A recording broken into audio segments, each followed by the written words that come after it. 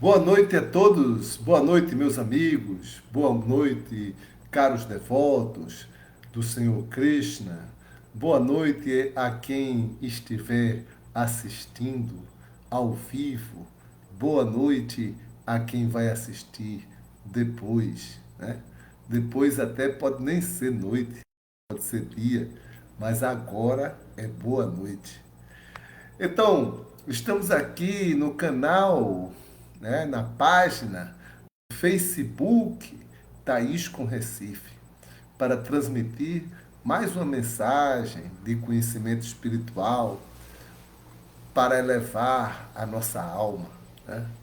Tirar a nossa alma da consciência material e despertar nela a sua consciência espiritual, porque a consciência da alma é espiritual. A consciência da alma não é material. Consciência material é uma falsa identificação da alma com a matéria. Aí ela pensa que é algo material. Mas a sua consciência natural, pura, original, ela é espiritual.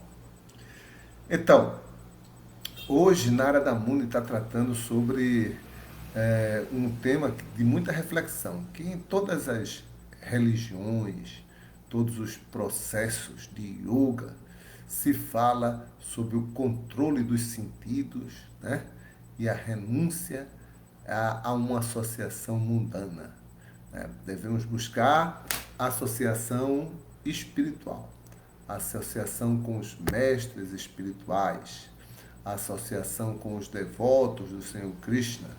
Essa associação é uma associação transcendental que desperta em nós o interesse cada vez maior pela vida espiritual, pela vida transcendental, a vida voltada para a realização da sua alma, realização do seu eu interior, né? Então, esse processo da Bhakti Yoga, ele tem também esse viés, né? Porém, esse viés é um pouco diferente de outros processos, né?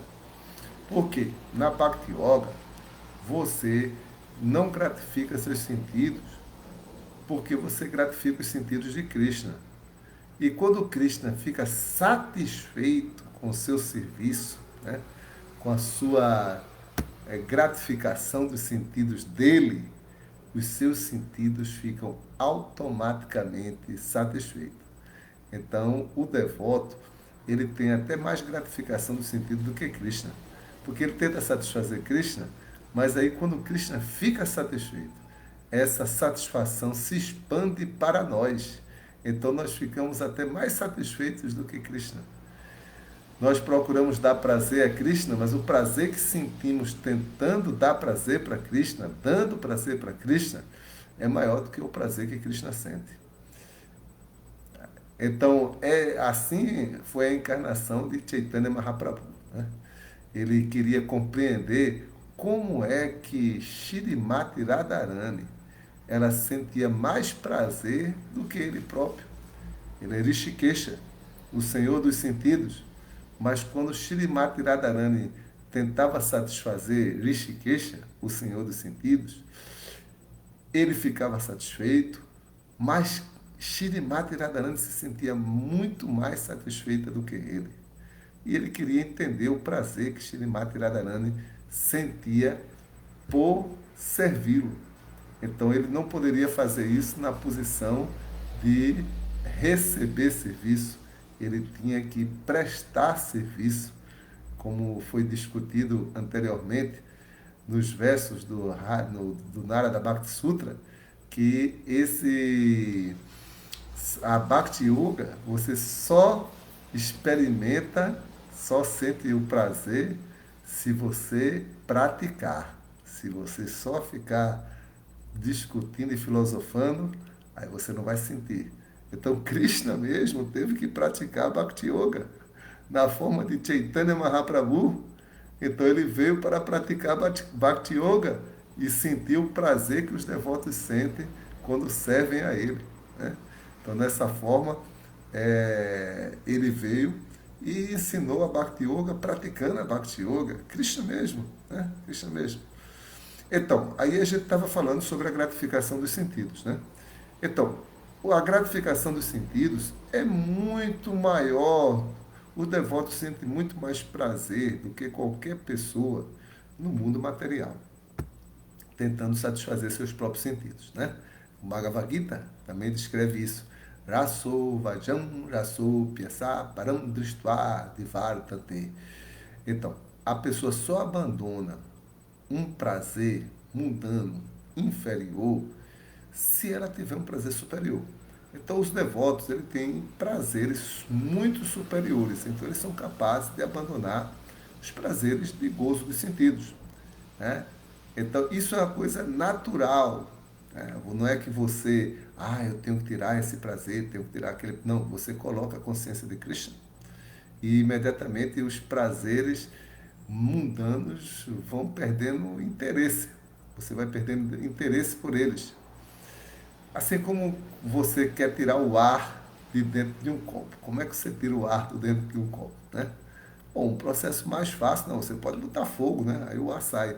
Mas o processo mais fácil é você botar água, né? Botar fogo, você pode até quebrar o copo, né? Pode se queimar, mas você enche o copo com água, então o ar automaticamente sai do copo, assim mesmo. Os desejos materiais, os desejos mundanos, eles vão desaparecer totalmente quando você colocar a consciência de Krishna dentro do seu coração, né? Então, aí é a forma dos devotos renunciarem ao gozo dos sentidos, né? Nós não somos impersonalistas. Os impersonalistas tentam amputar os sentidos, tentam anular os sentidos. Não, a gente não é assim, a gente não fica fazendo aquela força, aquela concentração mental para não pensar nisso, não pensar naquilo. Não, a gente canta Hare Krishna. E à medida que a mente da gente vai sendo tomada pelo prazer de cantar Hare Krishna, imediatamente a gente perde o interesse de pensar em coisas materiais, coisas mundanas, né? Bom, e o outro ponto que vai aparecer aqui nesse verso que a gente vai ler é sobre abandonar a companhia de pessoas mundanas, né? Então a gente também tem que usar o mesmo princípio, né? Não é que a gente vai se tornar antissocial, vai se afastar de todo mundo, porque está todo mundo em Maia, estão todo mundo mundano. Não. Simplesmente a gente não vai absorver a influência mundana das pessoas, porque a gente tem outro interesse, que é a vida espiritual. Então a gente vai oferecer às pessoas o melhor possível que a gente pode dar em termos de gentileza, educação, prestação de serviço, mas a gente não vai absorver aquela mentalidade inferior, porque a gente já tem uma consciência superior, que é a consciência de Krishna. Então, isso é a forma do devoto não se envolver com atividades mundanas, né? Não se envolver. Ele não se envolve com pessoas mundanas porque ele tem uma consciência superior e para as pessoas que têm consciência inferior, ele oferece tudo de bom para elas, todas as bênçãos, tudo de bom. Mas não precisa necessariamente se afastar da associação física com elas, né? Já que a sua consciência está voltada para a vida espiritual. Bem, então eu já falei bastante, vamos ler aqui um pouco, né, do néctar, o néctar que começa, que nós estamos na parte 2, né? Parte 2 aliás, na parte 3, terminamos a parte 2, estamos na parte 3 do Narada Bhakti Sutra. Então o verso de hoje é o verso 35. Vou ler o sânscrito. Tatu Vishayatyaga Sangatyagacha. Obtém-se Bhakti abandonando a gratificação sensorial e as companhias mundanas. Significado: Vishaya se refere aos objetos de desfrute sensório. E aquele que se dá a esse desfrute chamam-se Vishayi. Um Vishayi não pode ser bem sucedido no serviço devocional. Os acharyas, portanto, estabelecem regulações no tocante a comer, fazer sexo e assim por diante. Narada afirma que a pessoa não apenas deve abandonar as práticas grosseiras de gozo dos sentidos, mas deve até mesmo deixar de pensar em gratificação sensorial. A palavra sangatyaga indica que a pessoa deve descontinuar sua associação com os objetos dos sentidos, até mesmo dentro de sua mente e de seu coração. Os acharyas de todas as religiões recomendam tão consistentemente essa renúncia ao prazer dos sentidos, que dizer o quanto isso é necessário, talvez seja desnecessário. Então, dizer o quanto isso é necessário, talvez seja desnecessário. Contudo, praticar este autocontrole não é fácil. E se queremos avançar em Bhakti Yoga, esta prática é fundamental. Como o Senhor Krishna diz, o que se chama renúncia deve-se saber que é o mesmo que yoga, ou autoconexão com o Supremo. Ó filho de Pandu, porque ninguém pode se tornar um yogi sem renunciar o desejo de gratificação dos sentidos. Então aí a gente tem que entender isso, como eu já falei, né? É intensificar a consciência de Krishna. Aí naturalmente a nossa mente não vai ficar pensando em coisas mundanas, porque a gente tem tanto serviço para fazer para Krishna, a gente tem tanto prazer em estar associado com a consciência de Krishna, associado com os devotos, né, sempre ouvindo. Aí imediatamente a mente da gente vai estar repleta de consciência de Krishna. A gente não precisa fazer uma força separada, como os impersonalistas fazem, para refrear os sentidos, né? Nosso processo de controle dos sentidos é natural, né? E a gente não vai buscar coisas mundanas, porque os sentidos ocupados em consciência de Cristo estão super satisfeitos, né? Eles têm gratificação mais do que suficiente, até sobra gratificação para um devoto em consciência de Cristo, né? Não falta nada.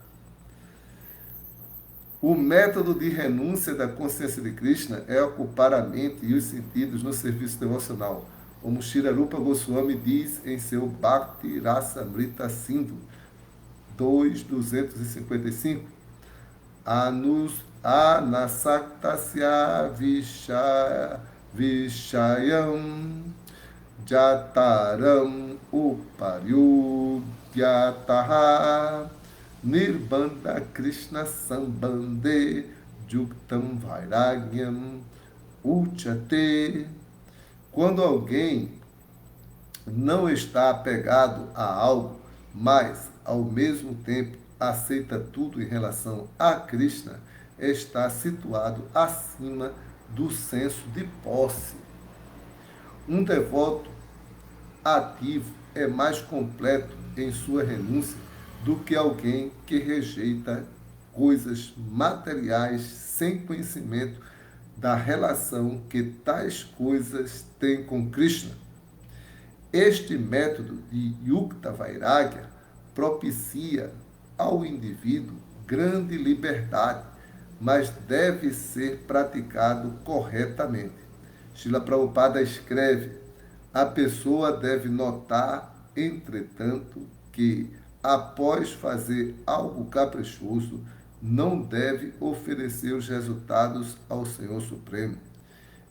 Essa sorte de dever não está no serviço devocional da consciência de Krishna. O indivíduo deve agir de acordo com a ordem de Krishna, que vem através da sucessão discipular do mestre espiritual fidedigno. Bhagavad Gita 18:57, significado.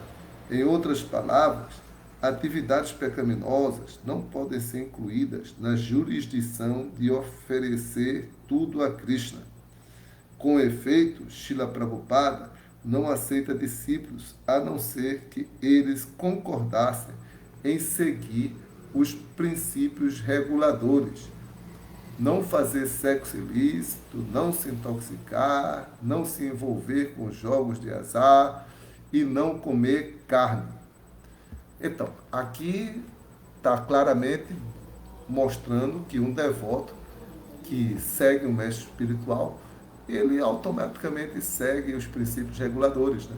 Que, ó, o devoto que está seguindo ou servindo ao mestre espiritual, ele não vai ter interesse de praticar sexo ilícito, ele não tem tempo para isso, ficar namorando, paquerando, correndo atrás de pessoas, identificando elas com o corpo, né?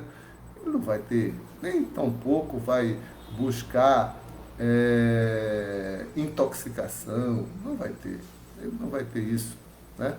Ele vai ter somente interesse de praticar a Bhakti Yoga, né? Ele só tem interesse de comer carne, muito menos. Como é que um devoto que serve a Krishna com amor vai comer carne, né? Que tem tanta violência contra os animais, né? Não vai. E jogar jogo de azar muito menos. Ele vai fazer, vai perder tempo, né? Ele sabe que Krishna está no controle. E quando Krishna quiser que ele ganhe um monte de dinheiro, que ele fique muito rico, ele não vai precisar jogar jogo de azar. Krishna vai colocar todo o dinheiro lá na casa dele. Vai depositar, Krishna vai depositar, vai fazer um pix para você. De repente na sua conta vai estar cheio de dinheiro. Quando Krishna quiser. Se a Krishna achar que é necessário para você. Ele não vai ficar fazendo jogos especulativos para ficar rico. Não. Ele só procura servir a Krishna. Então, naturalmente, todos os princípios e todas as regras e regulações são automaticamente satisfeitas com a prática da Bhakti Yoga, né? O devoto não precisa fazer força separada. Jai, Hare Krishna, muito obrigado a todos que estão ouvindo. Eu vou ver se eu consigo ver aqui o chat, né? Para que a gente... Hoje é o dia do Radha Kunda. O Jai Nityananda, Hare Krishna. Boa noite, Prabhu. Boa noite para você também, Prabhu. Hare Krishna. Renúncia, vairagya, é proporcional ao serviço devocional. Muito bem, Nityananda, é isso mesmo. A renúncia, ela é proporcional ao serviço devocional. Quanto mais serviço devocional você faz, mais renunciado você fica, né? É isso mesmo. Muito obrigado a todos. Hare Krishna, Krishna Krishna, Hare Hare, Hare Rama, Rama Rama, Hare Hare. Shrimati Radharani Ki Jai, Shri Radha Kunda Ki Jai, Bahulastama Ki Jai. Hare Krishna. Todas as glórias a Srila Prabhupada.